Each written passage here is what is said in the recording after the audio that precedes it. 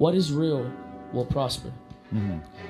What you feel in the night, what you feel in the morning, what you feel midday, that you don't think, other people have the same thoughts. You feel alone in this thought, but other people have the same thoughts, and it breeds. And when you display this thought, it breeds a certain amount of comfort within people. Right. And people start to feel like, all right, this person understands me. This person is fucking cool.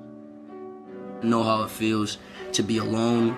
I know how it feels to be around people and feel alone. Like, I'll be around a million people and I'll like still feel alone. Like, even sometimes, like, all right, like I'll go out even with my own friends, like my previous friends, and I just would feel alone. And I've just, like, you know, I'm in a position now where I was friends with a lot of people and I kind of felt abandoned. I've seen people choose material items over me. I've seen people choose status quo over me. I've seen people like when you give them ultimatums, they just choose everything besides you. So I've just been placed in situations that are very heartbreaking as far as like people, period. So, and they disappoint me. It makes me feel horrible, and it takes my very soul out of me. It breaks my fucking heart. So I don't know, man. It's hard to explain. It's hard to explain. When you know what it feels like to feel for somebody, and when you have this genuine feeling that you get from somebody, and you make that person your source of happiness, obviously it becomes like they become your drug.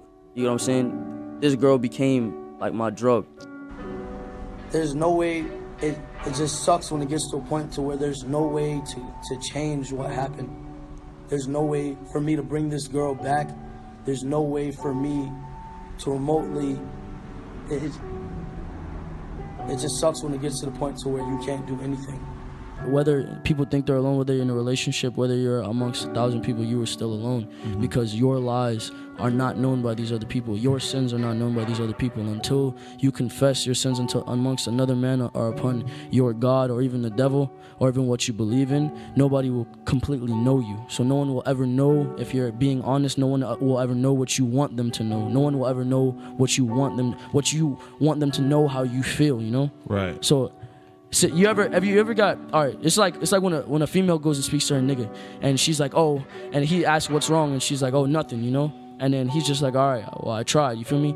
That's not the response you want. Right. That made you feel alone, because this nigga, you feel like this nigga don't care enough to hear what the fuck you talking about, you feel me? So then you get this feeling of being alone, even though you're in a relationship at that. Right. So my thing is, like, I've sinned so much, I've done so much, I've seen so much, and I know what others don't know about me or about this world at that, and it's being alone. So you feel alone because you don't have anybody who truly understands everything that you've been through?